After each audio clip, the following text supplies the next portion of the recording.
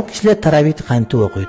Güyölörдөй кылып окуй берет. Бул таrawihтин тартибинде эч айырма жок. Кадимкидей эле ошол 5-ин 4 рекетиндей кылып, сүннөтүндөй кылып туруп 5 намаз окусаңыз 20 болот же.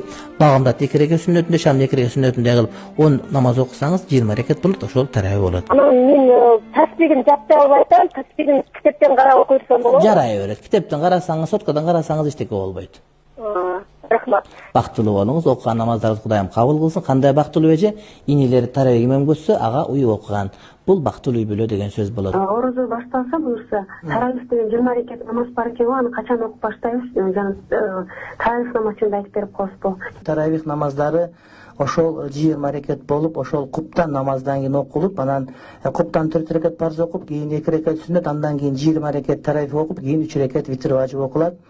Эркектер үчүн мечитте окугандыгы жакшыраак, ал эми аялдар үчүн үйүндө окуганы жакшыраак. Эгерде жалгыз окусаң да бетер жакшы.